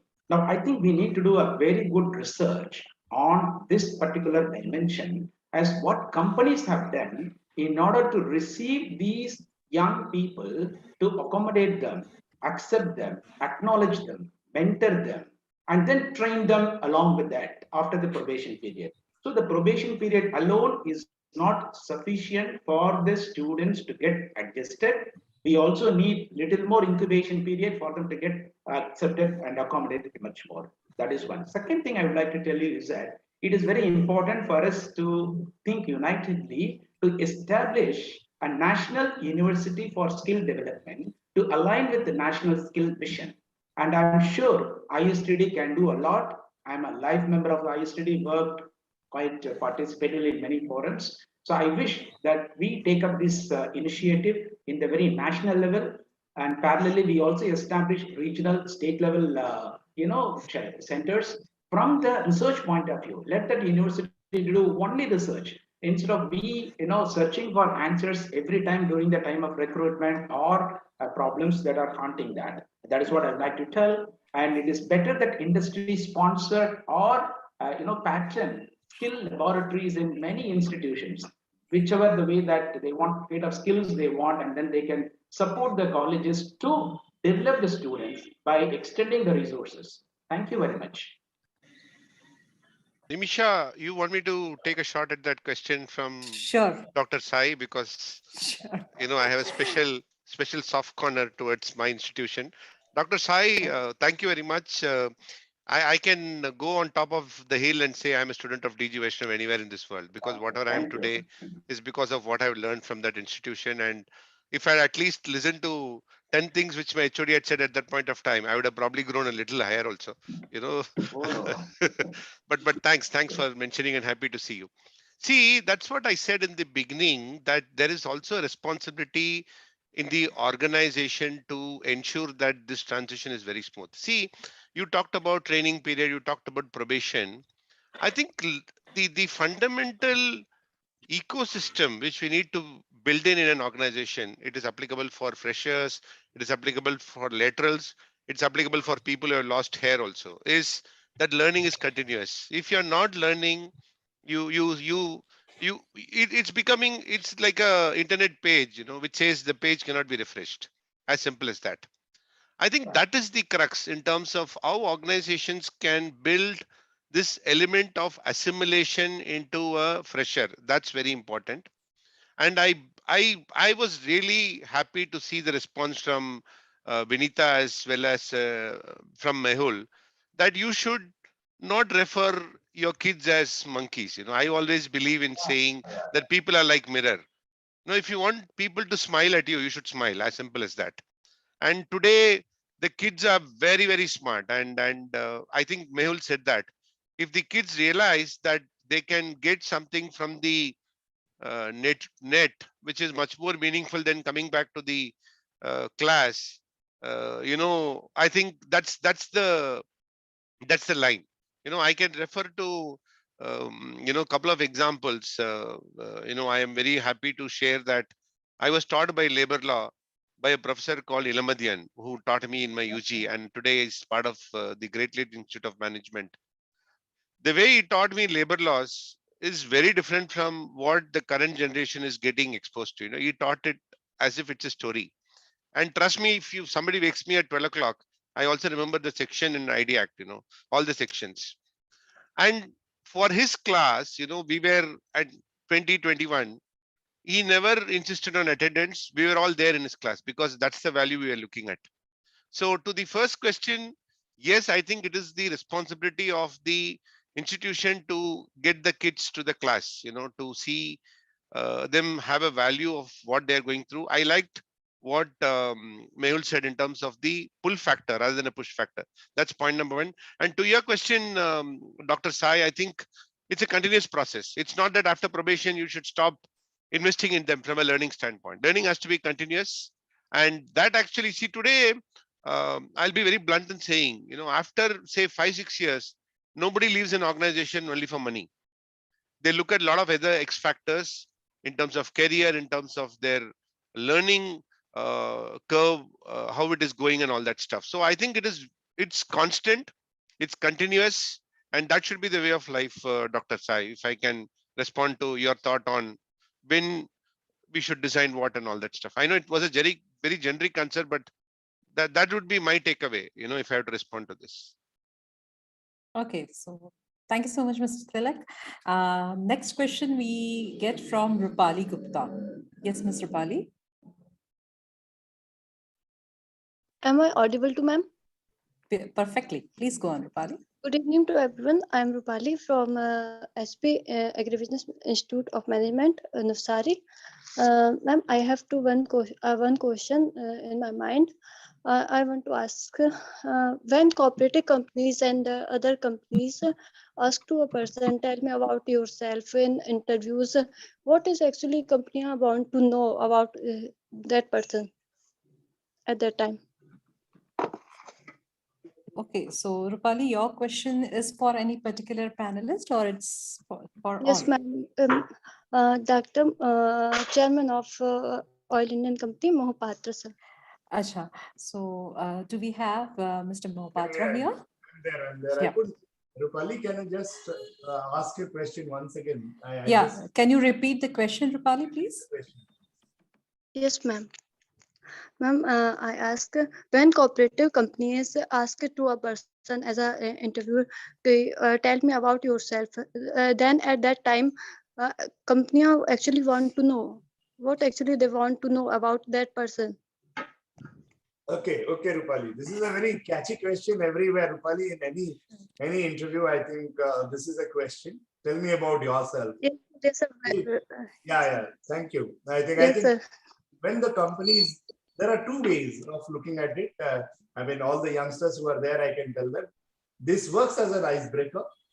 This is also an opportunity for any student who is appearing for this to make an impact. If you have a few things of yours to be brought in that particular answer, we are not asking at that point. I mean, the interviewer who is asking you is not asking you to tell your degrees at which you are already given in the biodata. She or he is asking you to tell about yourself. So please, I mean, whenever this question is asked to any of the students or any of the students who are appearing for this interview, tell certain things. I mean, if I tell it in the marketing parlance, sell yourself within those 2 minutes. Sell yourself with your core points and with lots of conviction, and not that you tell any false things or untruthful things which will be caught later on. Tell about yourself, prepare about yourself. What is your strength, which you can give it to the organization which is seeking to take you. I think that's what is being asked at that point of time. Yeah, that's a wonderful answer. Nimisha, you can sir. take one more question and then invite NP to. Okay, we'll do that. And I'm sure many questions are there. I'm really not able to take so many because we are running out of time. I have Shweta here to ask the question. She has messaged me so many times. So let me take up Shweta. Good evening, Good evening, respected Shweta. Please go on. panelists and all the participants. Myself, Shweta. I'm from Bihar. I want to ask a question from all the panelists. Due to COVID situation and tough market competition, do you think that it will affect the career opportunities for fresh talent like me? And what kind of skill sets we should develop to get hired in such tough times?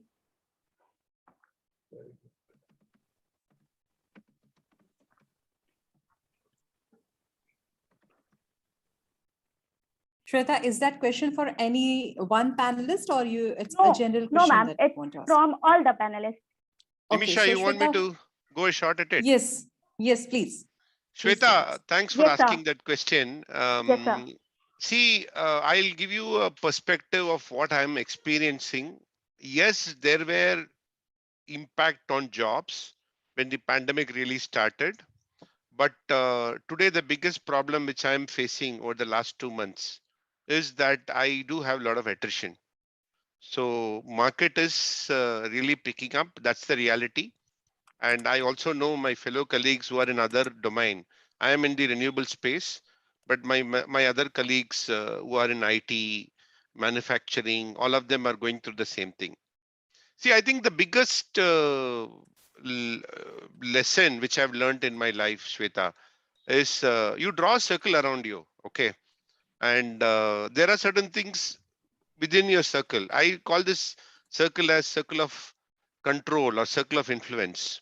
There are certain things which you can control, which is inside your circle, which is how you can excel in what you're doing and all that. And there are certain things which are outside your circle, which is something which you cannot do anything about it. The pandemic which you are going through is outside your circle of influence. So never ever invest your time, energy on something which you cannot do anything, which is outside your circle of influence. I'm able to understand what you are going through as a student in terms of what will happen to your career, if this pandemic is continuing and all that stuff. But just take it out of your head. Just take it out of your head. Focus on things which you need to be doing. Do it the right way. Do it with passion, commitment, conviction, whatever you want to do, and the rest will fall in place. That'll be one thought for you and for your other students, because I have learned this in my life after so many years. So I think it'll be very relevant for people like you to just worry about things which is within your circle of influence or circle of control. I'm not sure if I had answered your question, but that would be my response, Shweta. And Shweta, Thank you, sir. coming Yes, from ma'am. another academician, let me give you a very sunshine note. This year, placements have really picked up like never before. So like sitting here in Ayodhya, this is just December, like we finished our placements by 15th of December. The entire batch was placed at 30% increase on year-on-year basis. So sometimes, these in every adversity, there are opportunities as well. And I'm told engineers are back in demand. So any engineer who's listening, only thing is, yes, what he mentioned, that you have to be good at whatever you're doing. And there's enough scope for excellence, no matter what stream, where you come from. So, and I'm very hopeful about my country. I think we would emerge like never before. And this is just the beginning for the bright future for our country. Yes, ma'am. Ma'am, a quick Thank you, point. ma'am. A quick point, Sweta, you must understand, tough time never lasts, tough people do. So today it's COVID, tomorrow it may be something else, but you need to fight the battle. क्योंकि किसी ने खूब कहा है, मंजिल मिले ना मिले, ये तो मुकद्दर की बात है. हम कोशिश भी ना करें, ये तो गलत बात है. So you keep on trying, and there would be definitely you will get success. And thank you so much. Thanks a lot, sir. Wonderful, wonderful show, I must say. Insightful panelists and curious participants. What a combination we had today for our program. I wish we could have more time for the program because I can see so many hands raised. I'm extremely sorry for all to all of you because we cannot take so many questions. We are running really short of time. I will have to hand over to our National President, Mr. Natraj Ray, for the closing remarks, and then to Mr. Daniel Corin for announcing the conclusion of the program. So is Mr. Natraj Ray here? Dr. Natraj Ray. Dr. Natraj Ray, sorry, is he here? Thank you, Yes. Nimisha. Thank you very much. Yes. Good evening, ladies and gentlemen, my dear respective national president, president of Emeritus who are present today, my dear own council member, Kiranmay Dutt, and other council members, chapter chairman, chapter secretary, and also the guest today, Sri Ranjan Kumar Mahapatra, the director, HR, Indian Oil, and also president of ISTD, Madam Professor Dr. Vinita Shohai, Director IIM Bodh Gaya, our own dear Mehul ji, बहुत दिन बाद आपसे साथ में मुलाकात हो रहा है, and Mr. Hori Govinda Tilak, and also Nimisha, my OB members, Kurian Daniel, and other Dilip ji and others, my council members, all are present today, my dear student. Today, indeed, a very enlightening session. I enjoyed, though I could not enjoy full session because today my office board meeting, so I come late. So, though last phase, I have heard from Madam Shohai, Mahapatra ji, our own dear Mahapatra ji's version, and he became now ISTDian, and other members also there. I have also feel enlightened that Mr. Tilak has given a very insightful there. And Kurian Daniel has, NBP has organized this program, and the support of NHQ, my colleague Gurvinder ji is there, and all other chapter chairmen. I have seen many faces of chapter chairmen who are there. So I cannot go for more academician because a lot of discussion has took place. All are taking how to prepare and how to go for. I will go for more for my ISTD and the upcoming IPTIDO because we have almost 2 hours we have spent for this program. So today is a very large gatherings is there. So I have an opportunity to tell 2 things. One is about ISTD as the head of the ISTD, as the president of ISTD. Second, the upcoming IPTIDO program, which Ranjan Mahapatra ji is the president. So I have an opportunity to congratulate him. He is present there. So the ISTD is the largest LNG organization in India. I hope many of them are aware. That if somebody is not aware, so I am just enlightening them. Please please know the ISTD, and you will be part of the ISTD and also part of the ISTD. ISTD is the largest organization LND in the country. We have close to 51 offices or chapter, and also there's a close to 10,000 members across the country. We have integrated organization.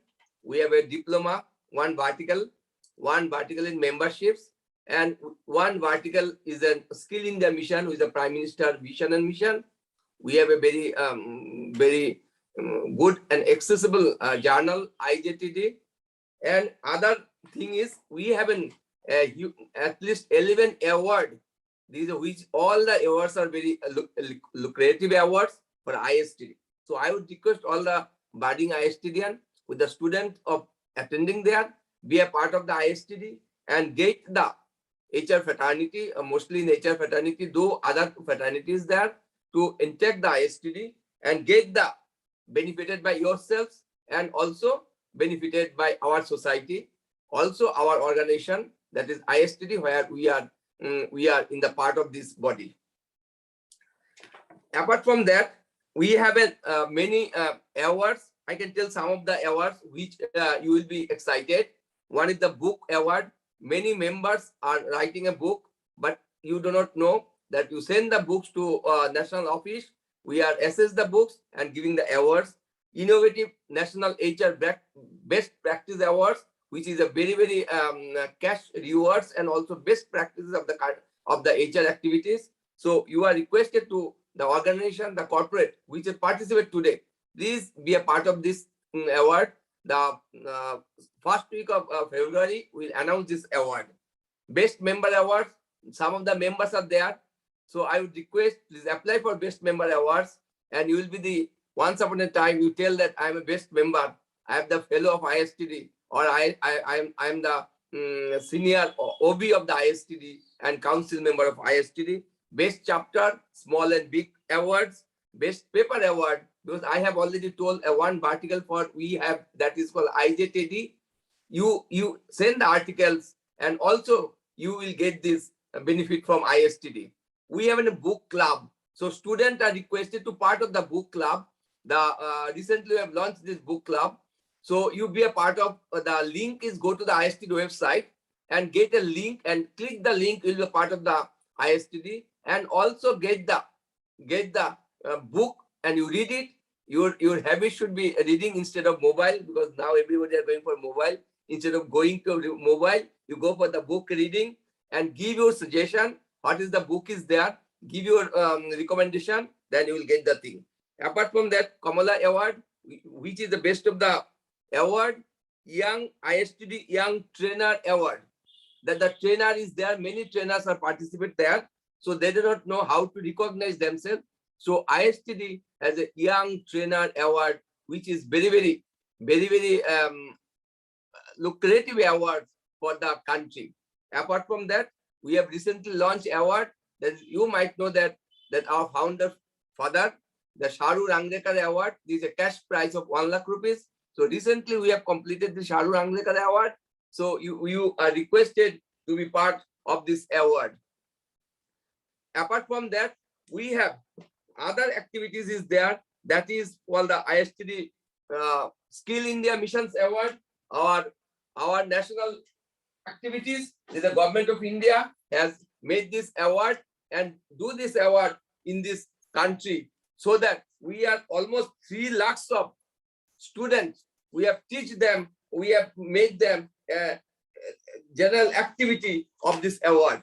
So I would request all of them to be a part of the ISTD and take the ISTD more activities oriented and also benefited.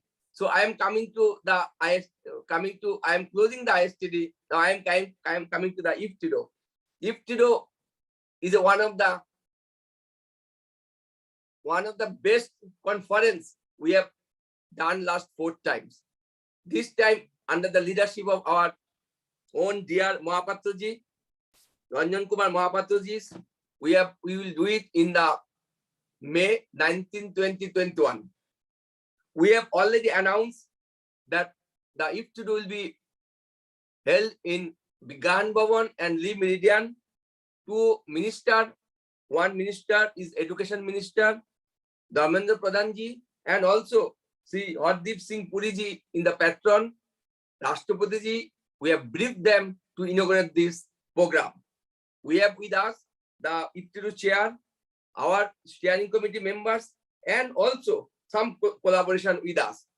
We are happy to announce that the ISTD, some of the key speakers, Dev Ulrich, Johnny C. Taylor, and Alka Mittalji. Recently, she has been elevated as a CMDA. Mr. Singhania, Raghupatiji Singhania, Dr. Santub B. Mr. Sahab, and Arundhati Bhattacharya, Madam Arundhati Bhattacharya. We have also with us the key speaker, Dr. S.S.B. Ramakumar. Last time you see that the program, the Curtain Raiser program, a very, very successful program, where Professor Jack J. Philip also there. So the entire brochure you will get the ISTD conference website, that is www.iftido2022.com. We have already announced the exhibition hall. We will get the space for exhibition, souvenir advertisement, also souvenir advertisement. Page wise, we are making the details. We have also membership.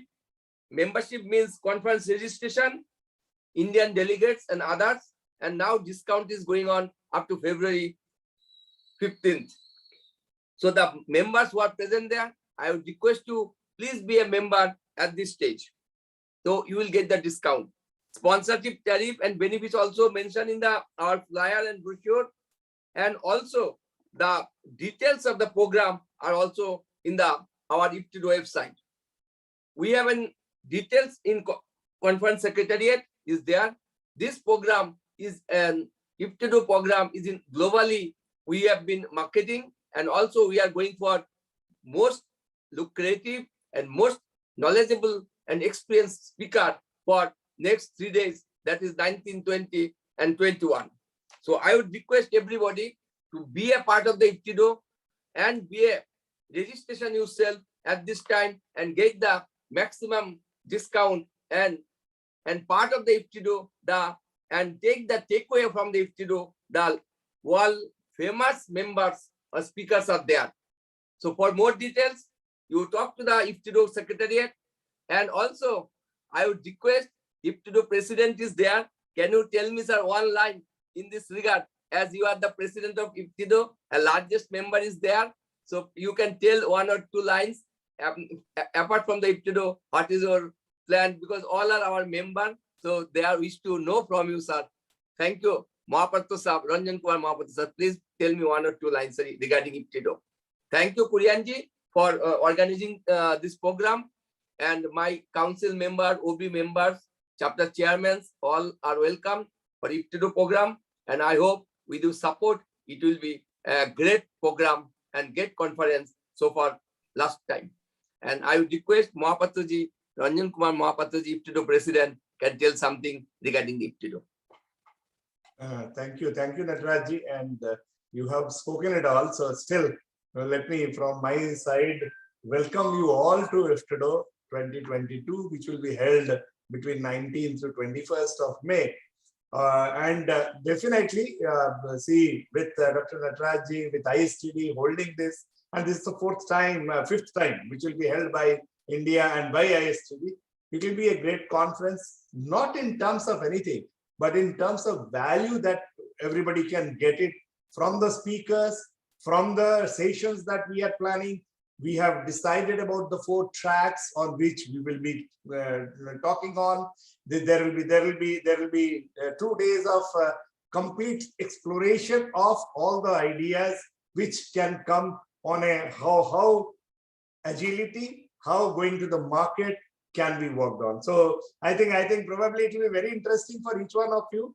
And as Dr. Nataraj ji has told, all efforts have been done by our friends from ISTD, from the different committees. I can see a few committee chairmen who are all present in this. They have been toiling hard. and it's all to give you all a value for money. So I can only tell, please be there. We will love to have you there. So thank you very much. All the best. So thank you. Now, thank you, sir. Now is Kuri and Daniel for closing remarks. Thank you, Kuri. Yeah, thank you, Dr. Nataraj.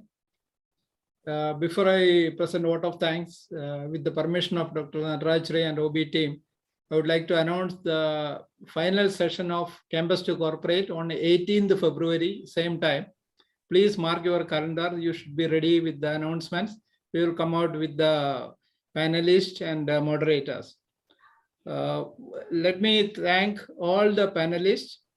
They accepted our invitation, even though it is very tight schedule for them, like our Ranjan Kumar Mahatraji was having another program, very important session, but still he could manage all the program very well. Professor Vinita Sahai, Mr. Tilak, Dr. Thakkar, and very fabulously handled by Dr. Kiran Mai. So it is a very wonderful session. I hope all of the participants has a lot of takeaway from this session. And it has been managed very well by our event coordinator, Nimisha, young chap, representing the Jamshedpur chapter.